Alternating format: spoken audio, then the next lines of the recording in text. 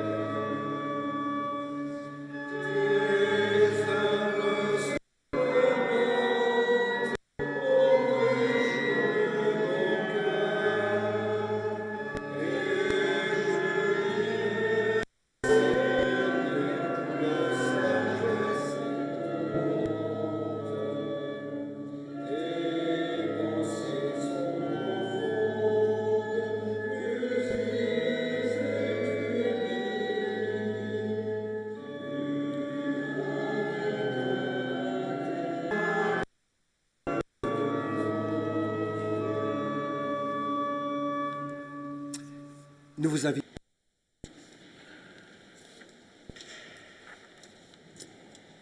Le psaume 126 que nous voulons prier ensemble maintenant et qui est sur notre programme est le psaume qui nous est proposé en ce dernier dimanche du temps de l'Église. Un psaume, une prière, un poème qui renvoie au temps de l'exil. Il y a très longtemps.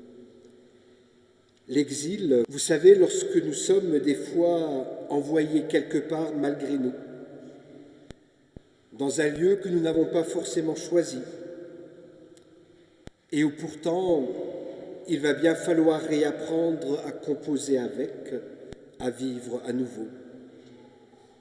Un peu comme avec la mort de nos proches, l'auteur du psaume nous rappelle ainsi que malgré les tristesses et les peines du temps actuel et présent, ce temps que vous avez traversé, ce temps que nous traversons, pour autant vain et creux. Et malgré nos peurs, malgré nos pleurs et nos peines, c'est aussi un temps de la récolte, accompagné à nouveau pour chacun et chacune de cris de joie.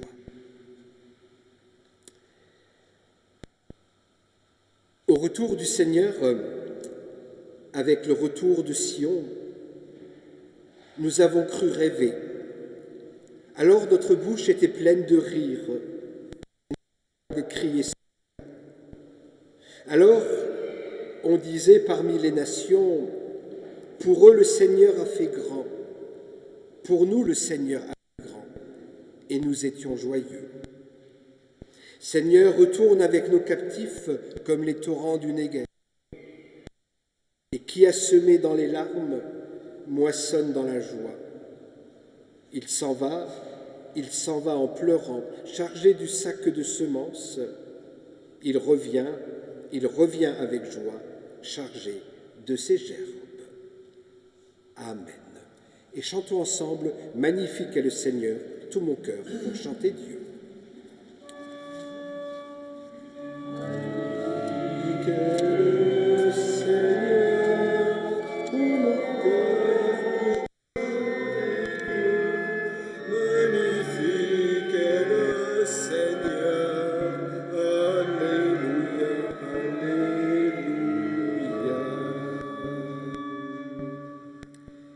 Unissons-nous ensemble dans notre prière. Nous prions. Seigneur notre Dieu, rassemblés ici les uns avec les autres, nous venons te confier ce qui dans notre vie s'est brisé. Nous t'apportons avec courage et humilité ce qui nous blesse et nous fait souffrir. Nous déposons entre tes mains nos doutes, nos désespoirs, nos tristesses. Seigneur, tu connais notre faiblesse et tu connais nos limites. Tu connais nos découragements et tu sais la fragilité de nos vies. Parce que tu nous connais mieux que nous-mêmes, parce que nous savons que tu nous accueilles et nous écoutes ainsi, tels que nous sommes, entre rire et larmes, entre souvenirs et regrets, entre lumière et obscurité, nous te le demandons. Que monte vers toi notre prière, cette prière, simplement et humblement, afin que de toi, dans l'obscurité de nos vies, nous recevions une parole d'amour. Amen. Alors une parole d'amour, une parole de grâce, un amour de séparation. Une parole d'amour qui fait de toute séparation finalement un pont. Cette parole pourrait résonner ce matin en ces quelques mots. Il y a toujours quelque part dans le monde, une fleur qui fleurit. Toujours quelque part, un enfant qui sourit et un cœur qui s'épanouit. Il y a toujours quelque part des mains levées pour la prière, pour nous accueillir, des bras ouverts pour l'amitié. Il y a toujours quelque part un proche pour recevoir nos larmes. Il y a encore des chemins pour trouver la paix. Il y a toujours Jésus, cet homme, un chemin pour être consolé. Amen. et chantons ensemble le nom du Seigneur est saint, son amour qui se confie en lui.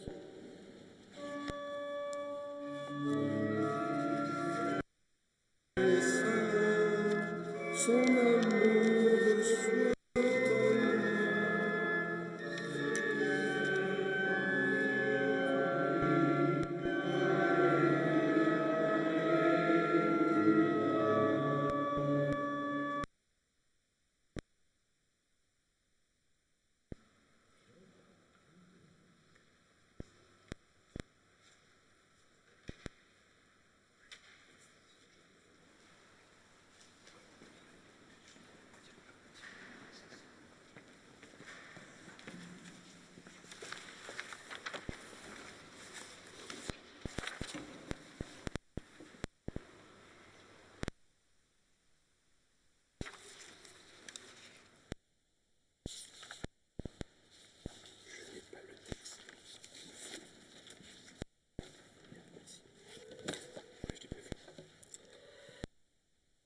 lui, comme nous l'avions dit, en cette fin d'année et à l'aube d'un nouveau commandement, nous voulons faire mémoire, une bougie pour ces personnes de notre communauté décédées au courant de cette année.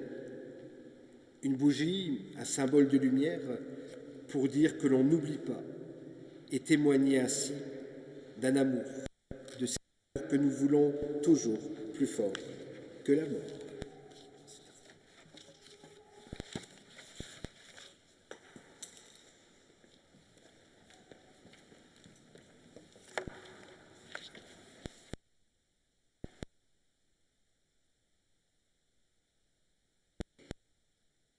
Étienne Meyer,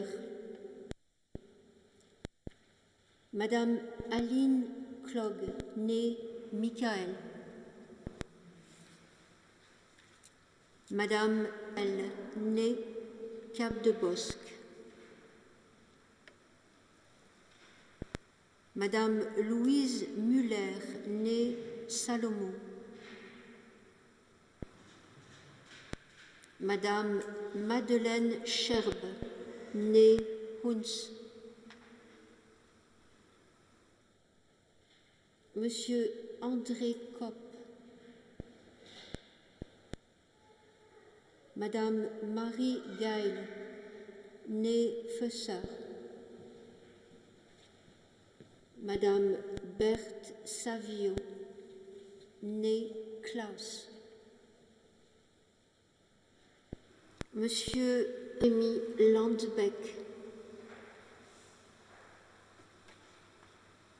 Madame Francine Schulz, née Augereau, née Horn, Madame Christiane Penanag, née Bigler, Madame Odette Lussagnet, née Bancelin.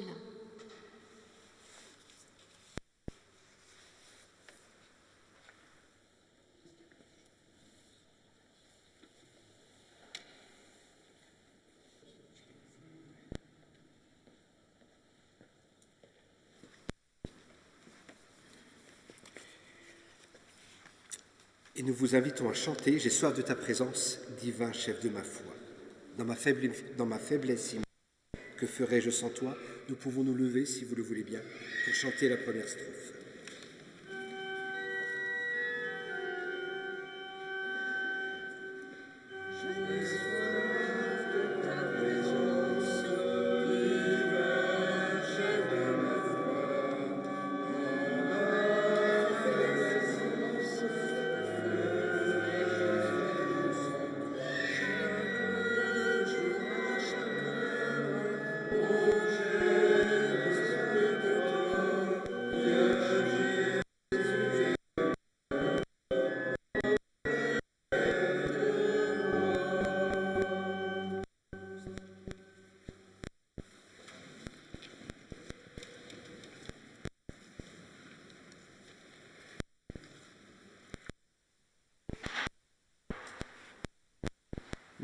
Anne-Marie Anhart. Madame Marthe Clément, née Friedrich. Monsieur Michel Henri Simon. Madame Louise Metz Hertley.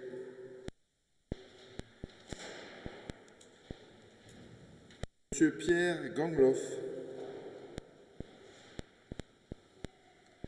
Monsieur Robert Louis-Frédéric Pierre. Monsieur Paul Hutte. Madame Marilène Essely Névuste. Madame Simone Nébule. Monsieur Roland Lehmann. Madame Jacqueline Malaisé et Alder. Madame Bouer.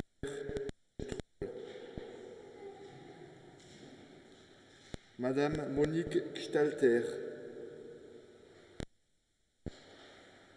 Madame Host, Madame Jean Télégraphe Fort. Et nous chantons le deuxième réunion du 45-10 pendant les jours d'orage, d'obscurité et d'effroi.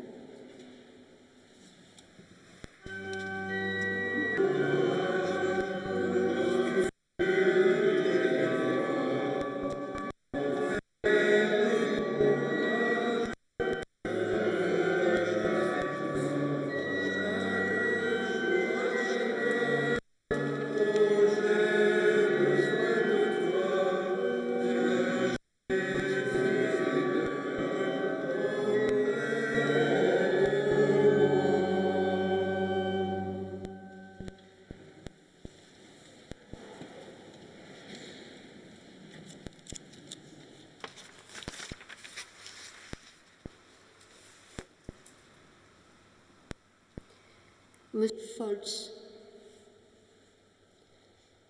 Madame Suzanne Schwier. Madame Suzanne Schwier, née Erhardt. Monsieur Jean-Jacques Gauffer. Madame Yolande Yeglé.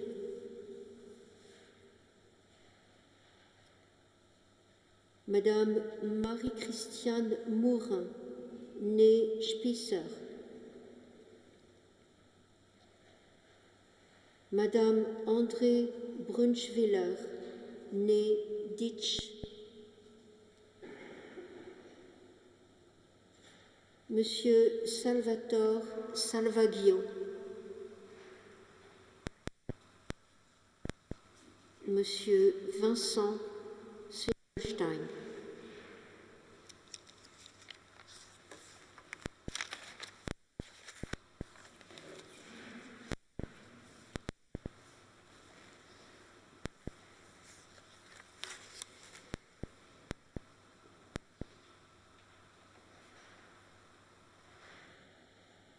Et nous chantons le répond ô Seigneur, dans mon cœur je t'écoute.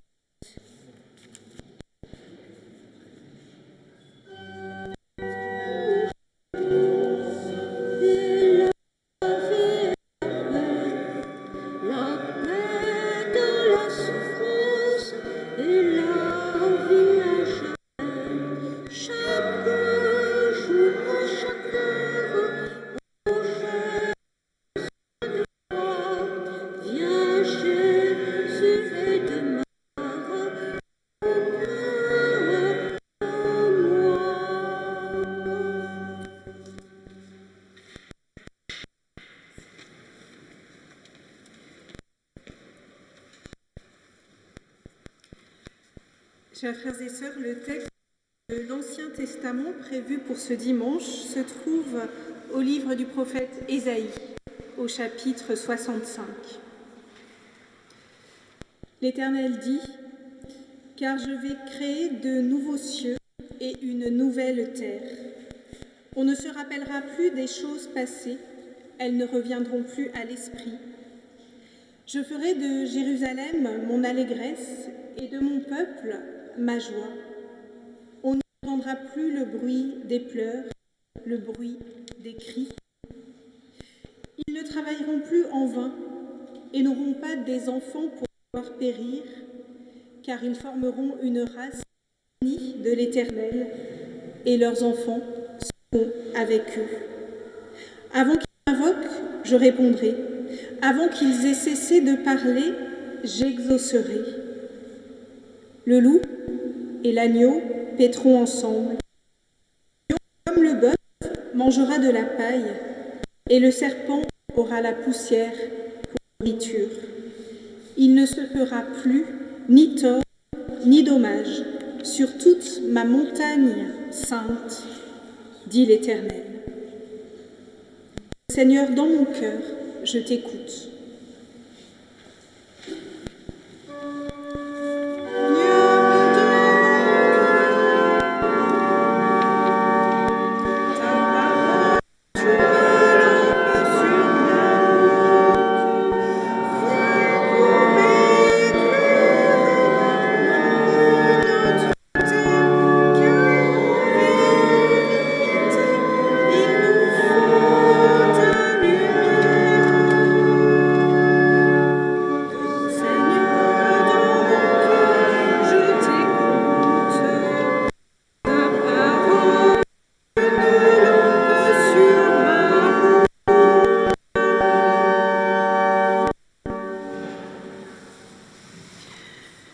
Chers frères et sœurs, chères familles, alors que nous vivons ce culte ce matin et faisons mémoire de celles et ceux qui nous ont quittés au cours de l'année, le texte de l'Évangile proposé pour la prédication du dernier dimanche de l'année liturgique pourra sans doute nous sembler un peu déroutant dans un premier temps. Que nous puissions néanmoins pleinement entendre cette parabole de Jésus. Il la raconte à ses disciples, c'est une parabole du royaume, ce sont les versets 1 à 13 au chapitre 25 de l'Évangile de Matthieu. Alors le royaume des cieux ressemblera à 10 jeunes filles qui ont pris leur lampe pour aller à la rencontre du mari. 5 d'entre elles étaient folles et 5 étaient sages. Les folles, en prenant leur lampe, n'avaient pas pris d'huile avec elles, tandis que les sages en avaient pris. Avec leur lampe, il y avait de l'huile dans des récipients. Comme le marié tardait, toutes se sont assoupies et endormies. Au milieu de la nuit, un cri se fait entendre. « Voici le marié, allez à sa rencontre. » Alors toutes les jeunes filles se sont réveillées et ont préparé leurs lampes. Les folles ont dit aux sages, « Donnez-nous de votre huile, car nos lampes s'éteignent. » Les sages ont répondu, « Non, il n'y en aura pas assez pour nous et pour vous. Allez plutôt chez ceux qui en vendent et achetez-en pour vous. » Pendant qu'ils allaient en acheter, le marié est arrivé. Celles qui étaient prêtes sont entrées avec lui dans la salle de noces et la porte a été fermée. Plus tard, les autres jeunes filles sont venues et ont dit « Seigneur, ouvre-nous la porte. » Mais il a répondu « Je vous le dis, en vérité, je ne vous connais pas. Restez donc vigilants, puisque vous ne savez ni jour ni l'heure. » Chers amis, je vous le disais, au moment où nous recherchons ensemble de la douceur, de l'espérance, de la confiance, suite aux grandes séparations, les deuils dans nos vies, cette parabole peut nous sembler très étrange et même assez choquante. Comment en effet comprendre cette histoire de 10 jeunes filles participant à un mariage dont l'épouse semble absente et seulement le marié tellement attendu? Comment comprendre que Jésus nomme sages ces personnes qui refusent de partager leur ville? Comment comprendre la terrible sévérité du Seigneur qui ferme la porte pour rejeter celle qui demande à entrer? Et surtout, comment concilier cela avec le cœur de l'Évangile, à savoir cette promesse que Dieu ne rejette jamais celle qui vient à lui, mais à l'inverse, l'attend sans cesse, avec patience et espérance. Autant de questions qui m'ont semblé difficiles à dénouer, mais ne nous décourageons pas pour autant, même si nous avons très froid, je crois, ce matin, et essayons, avec cette histoire, de suivre pas à pas ce fil d'attente, de persévérance et de lumière aussi dans la pénombre. 10 jeunes filles, donc. Et première remarque, toutes ont un lien à Dieu. Nous l'avons entendu, toutes se préparent, attendent, espèrent sa présence. Et cela, très simplement, nous redit, je crois, que parfois ce n'est pas plus que cela, notre relation à Dieu. Un simple fil ténu, déjà, dans la pénombre, dans les bonheurs ou les questions de nos vies. Alors bien sûr, le lien à Dieu, ce lien que l'Éternel propose et attend de nous dès les premières pages de la Bible, ça peut être aussi la foi solide, la foi qui nous tient, qui nous restaure, qui nous assure au long de nos chemins, quels qu'ils soient. Mais que se passe-t-il lorsque nous ne l'avons plus cette foi? Ou même lorsque peut-être nous n'avons jamais vraiment eu la foi. La foi parfois n'a qu'un temps, nous le savons bien, et il arrive qu'elle s'épuise, qu'elle disparaisse, qu'elle nous quitte, comme il arrive qu'elle jaillisse brutalement dans notre existence, toute basse qu'elle est. Alors oui, que peut-il y avoir encore en nous lorsque nous n'avons pas ou plus la foi? Et peut-il y avoir en nous quelque chose qui serait aussi puissant, aussi vrai, aussi rassurant que la foi? Chers amis, je crois qu'à sa manière, c'est à cette question qu'essaye de répondre Jésus avec la parabole que nous venons d'écouter. Revenons-y. C'est donc l'histoire de 10 jeunes filles qui toute la nuit attendent le retour de l'époux pour lui faire un cortège d'honneur lorsqu'il entrera dans la salle de noces. Et cet époux, il tarde à venir, à se montrer, comme Dieu parfois, qui face au deuil, aux séparations, aux fatigues de nos vies, semble vraiment se faire attendre. Il n'arrive pas. Et vous l'avez entendu, cette histoire se passe en 2 temps. Pendant la première partie de la nuit, ces 10 jeunes filles ont toutes une lampe qui brûle pour attendre l'époux, c'est-à-dire Dieu. Et ce que représente cette lampe, à mon avis, c'est la foi, justement. C'est la confiance en Dieu. Les lampes s'éteignent, toutes les 10. La foi s'épuise, se fatigue pour ces 10 jeunes filles. Et c'est alors que certaines d'entre elles dévoilent qu'elles disposent d'une nouvelle ration d'huile. Et c'est elle, cette deuxième ration, qui représente peut-être ce qui peut subsister en nous, même lorsque nous n'avons pas ou plus la foi. Et d'abord quelques mots à propos de la première ration, celle de la foi, celle de la confiance. Nous l'avons entendu pendant la première partie de la nuit, les jeunes filles sont tranquilles. C'est sûr, l'époux va venir. Elles se sentent tellement en confiance qu'elles peuvent venir. La lampe est là, elle veille. Elle continue à attendre l'époux qui porte entre une veilleuse allumée, un peu comme ces petites lumières ce matin. Souvenons-nous, ces bruits étouffés de conversations lointaines quand nous étions enfants, ces bruits qui veillaient sur notre sommeil. Pour dormir, le petit enfant a besoin de savoir que même s'il se réveille un cauchemar dans les yeux, il sera rassuré. Et je crois que c'est ça la foi, tout simplement. C'est ce sentiment de la présence permanente de Dieu, quoi qu'il arrive. C'est le sentiment que Dieu va venir, à coup sûr.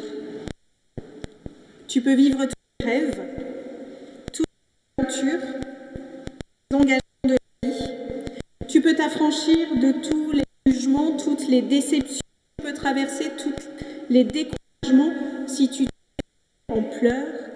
La lampe, la veilleuse, Dieu seront là. Dieu sera là pour te rassurer, pour te rappeler qu'avec lui, même en pleine tempête, tu demeures à l'abri, puisque rien, comme le dit l'apôtre Paul, ni la vie ni la mort, ne nous sépareront de lui. La foi sera là pour te redonner confiance. Mes chers amis, quand cette première foi s'épuise, cette foi si réconfortante, si apaisante, qu'arrive-t-il? Les 10 jeunes filles en font l'expérience. Leurs lampes s'éteignent, elles se réveillent, et l'époux n'est toujours pas là, et la confiance ne peut plus être. C'est pourtant pour ça qu'elle se réserve. Et cette deuxième ration d'huile, nous pourrions peut-être nous dire que c'est précisément celle du manque de Dieu et celle du refus de l'absence de Dieu. Lorsque ces 5 jeunes filles allument leur lampe avec cette deuxième ration d'huile, elles ne découvrent que la nuit noire. Elles prennent conscience de l'absence de l'époux et elles sont obsédées par cette absence. Pourquoi elles continuent à réclamer sa venue? Contre l'opacité de la nuit, elles ne désarment pas. Puisqu'il y a tant de nuit, il faut bien un Dieu, n'est-ce pas? Et chers frères et sœurs, ce refus de l'absence de Dieu, c'est le sentiment du tragique parfois et de l'absurdité de la vie. C'est le sentiment que tout est nuit et que seul Dieu, seul lui, pourra conjurer les ténèbres. C'est l'enfant, c'est l'inacceptable du tort, c'est le désespoir du monde qui nous fait griller toutes nos allumettes, oui, toutes, jusqu'à la dernière, pour voir s'il n'y a pas ici-bas quand même un signe de la présence, de la venue de notre Dieu. Cette deuxième huile, c'est celle de l'angoisse. Il n'y a peut-être pas de Dieu. Et c'est celle du manque. Il faut quand même qu'il y ait un Dieu. C'est celle qui nous fait réclamer Dieu à Dieu. C'est celle qui nous fait réclamer à Dieu d'être Dieu pour le salut du monde, pour que la nuit prenne fin. Qu'y a-t-il de plus beau que ce manque?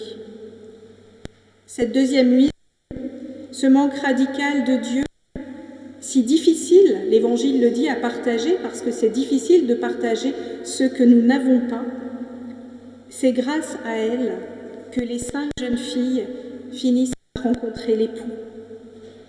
Et c'est qu'elle a très simple et très beau que nous, c'est l'amour, tout simplement. Aimer quelqu'un, c'est toujours et toujours être en manque de lui, de ce qu'il, elle est ou a été, et c'est faire de ce manque son offrande et sa prière. Et aimer Dieu de même, c'est toujours à nouveau être en manque de lui, et c'est de faire de ce manque notre chemin, notre vérité et notre vie. Dans cette parabole des 10 vierges, il est donc question de 2 attitudes. D'abord la foi, qui est une flamme puissante, qui éclaire et qui rassure. Et puis l'espérance et l'amour, qui sont d'autres flammes, mais qui tiennent malgré tout et qui continuent à nous relier à et les uns, les unes aux autres, vivantes ou morts. 2 attitudes qui toutes les deux, l'une à l'autre, sont utiles et nécessaires pour rendre ce de la nuit. Néanmoins, il demeure.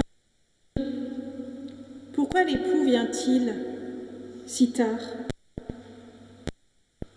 Vos membres de notre paroisse qui nous ont quittés ces derniers mois sont désormais assurément dans la lumière sans fin de notre temps béni que nous avons entendu chanter par le prophète Ésaïe.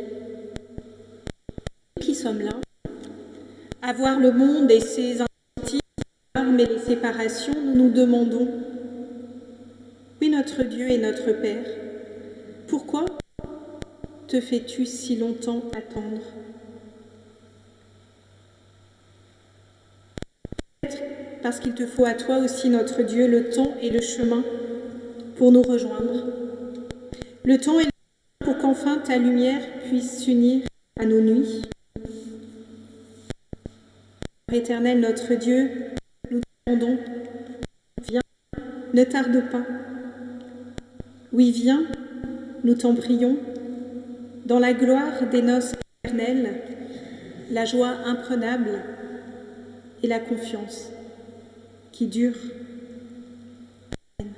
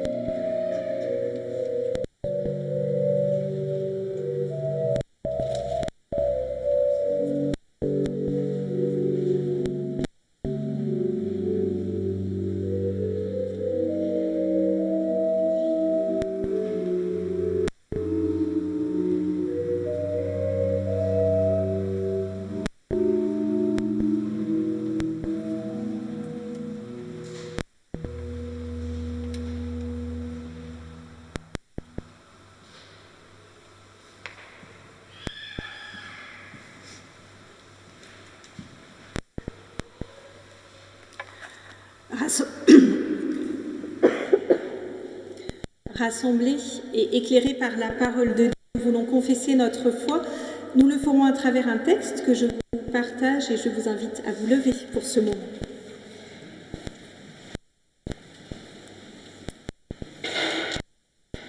Je crois en Dieu, Père tout-puissant, Créateur des cieux et de la terre.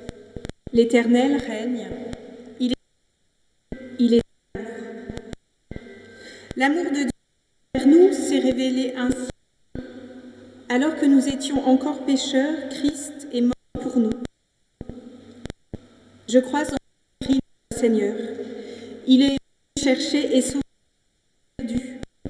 Il est le chemin, la vérité et la vie, le même aujourd'hui, hier, éternellement. À tous reconnaîtront, et à ceux-ci tous reconnaîtront que nous sommes ses disciples, si nous avons de l'amour les uns pour les autres. Je crois au Saint-Esprit, témoignage à notre esprit que nous sommes enfants de Dieu. Nous avons été baptisés d'un seul corps, d'un seul esprit, pour former un corps. Je crois au royaume de Dieu, à l'amour plus fort que la mort, à la vie éternelle. Seigneur, augmente-nous la foi. Amen. Et je vais vous inviter à chanter « Tu es Dieu au milieu de nos prières ». Alors, on m'a dit qu'il n'était pas connu vraiment dans la paroisse, ce chant. Alors, Jeanne va déjà nous jouer la mélodie. Jeanne. Et on a quelques choristes qui ont un cantique avec ça va peut-être. Moi, je ne chante pas suffisamment bien pour vous l'apprendre, mais je pense qu'à quelques-uns, on devrait y arriver. Il est ce chant.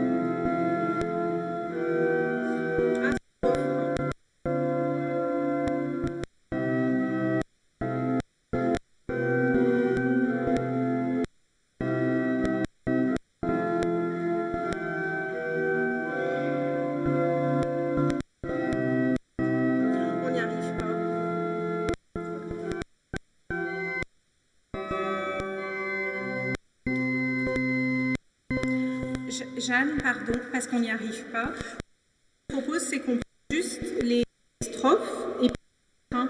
Donc, tu es Dieu au milieu de nos prières. Notre Père, que ton règne s'établisse. Parce que, avec le...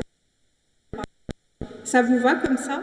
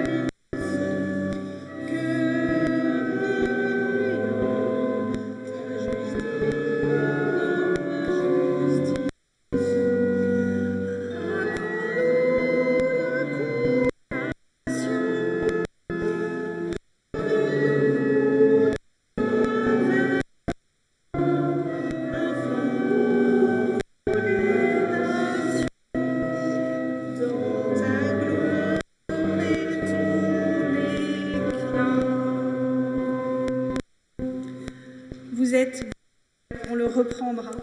Vous pouvez prendre place.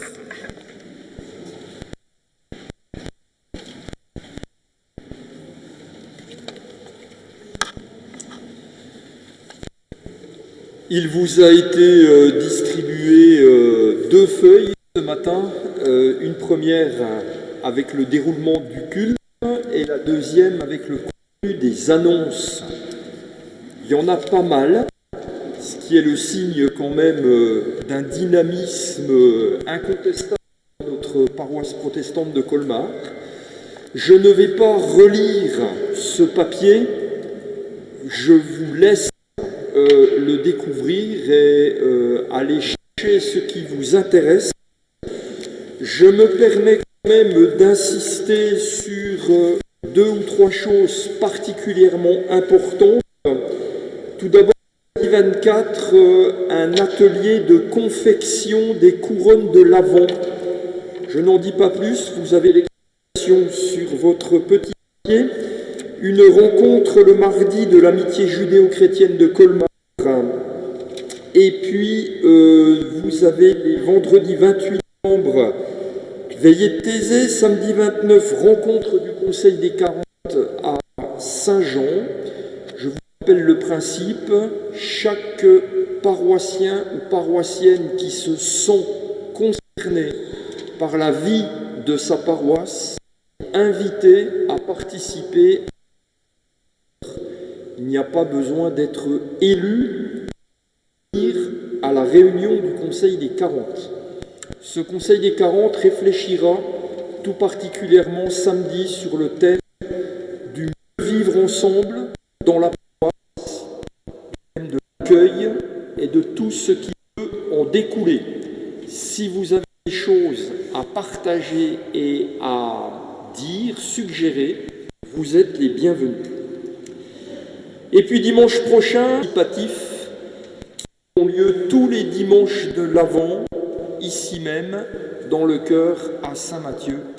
Vous êtes toutes et tous également invités à ces temps de chant et de rencontres fraternelles et conviviales.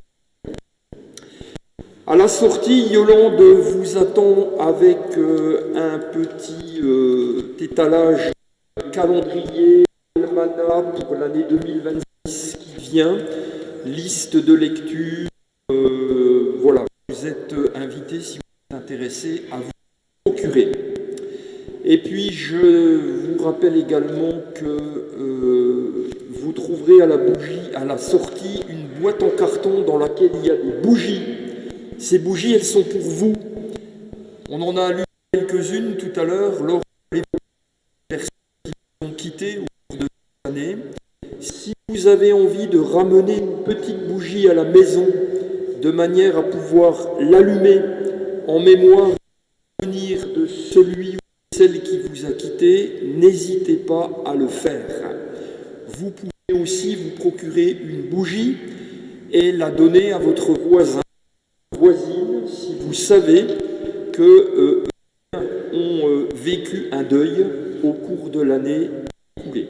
Servez-vous, il y a largement de quoi faire pour que chacune et chacun puisse ramener une bougie, même si d'ailleurs vous n'avez pas perdu quelqu'un en 2025, mais si vous avez envie de rendre hommage à quelqu'un qui vous est cher et qui vous a quitté, vous pouvez prendre une bougie également.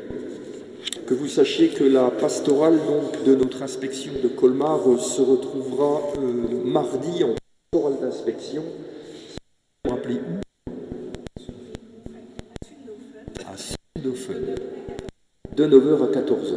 Voilà, c'était une information. Je vous invite à vivre maintenant le geste du partage à travers le moment de l'offrande.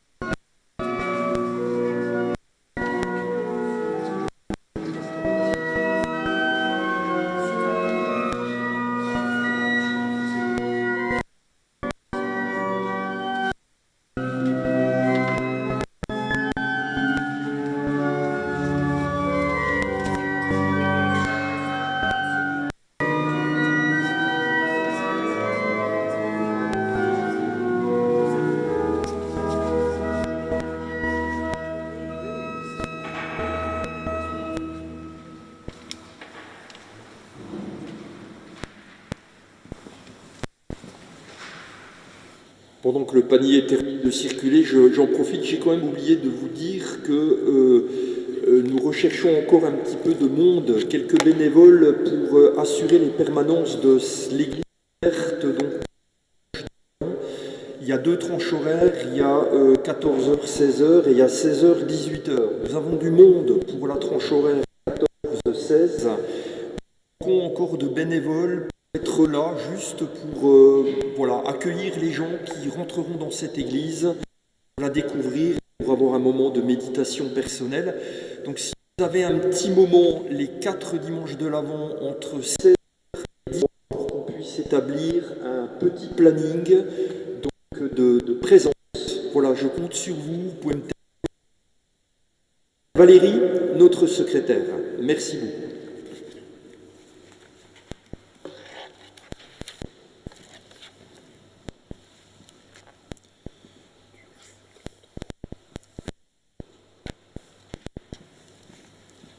Je vous invite à la prière d'intercession. Nous pouvons nous...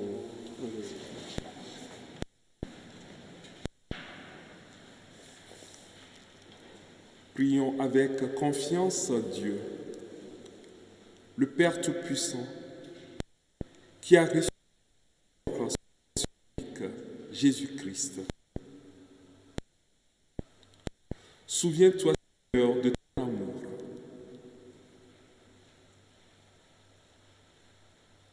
Pour notre parent et ami qui vient de nous quitter,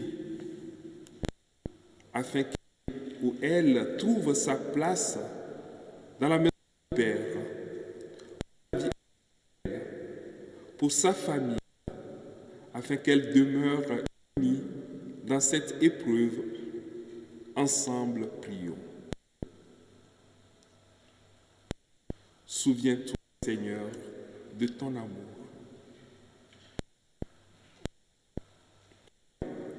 Et pour tous ceux qui aujourd'hui sont dans le deuil, afin que notre foi soit forte que notre peine et que nos regrets ne soient pas sans espérance. Ensemble, prions. Souviens-toi, Seigneur, de ton amour. Pour ceux qui souffrent, donné de Dieu.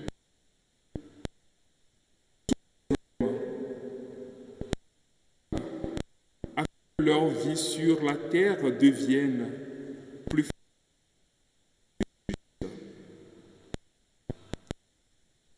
Pour l'Église, pour ton Église, afin qu'elle révèle au monde que le Christ est Seigneur des vivants et des morts. Ensemble, souviens-toi, Seigneur, de ton amour. Dieu qui aime tous les hommes et ne veut pas qu'un seul d'entre eux se perde, exauce-la par Jésus, ton Fils, notre Seigneur. Amen. Et nous pouvons unir ensemble nos prières dans celles que le Seigneur nous a enseignées. Notre Père, Jésus, que ton nom soit sanctifié, que ton règne vienne, que ta volonté soit faite sur la terre comme au ciel. Donne-nous notre pain de ce jour. Donne-nous nos offenses, comme nous pardonnons aussi à ceux qui nous ont offensés. Et ne nous laisse pas en tentation, mais délivre-nous du mal, car c'est à toi qu'appartiennent le règne, la puissance et la gloire, pour les siècles des siècles. Amen. Nous pouvons reprendre le cœur. La gloire et la à toi pour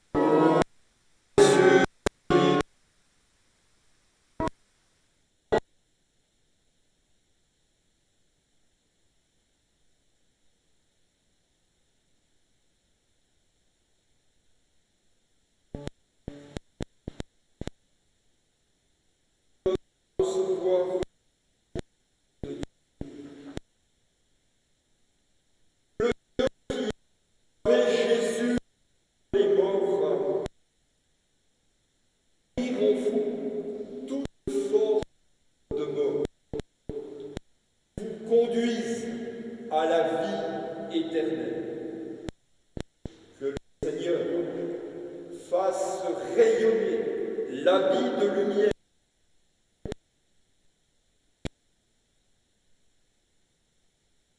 et garde son amour. Que de toute passion levée en vous belle des moissons et vous transforme en semeur et en semeuse de son royaume. Oui, il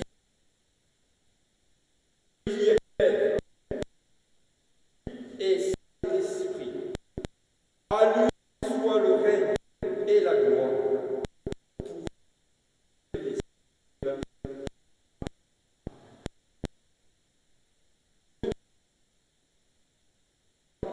Nous a accompagnés à notre cœur.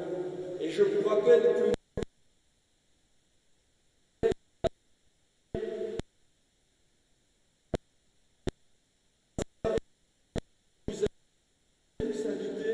à ce petit moment de convivialité, si vous en avez, vous êtes les bienvenus. Pour ceux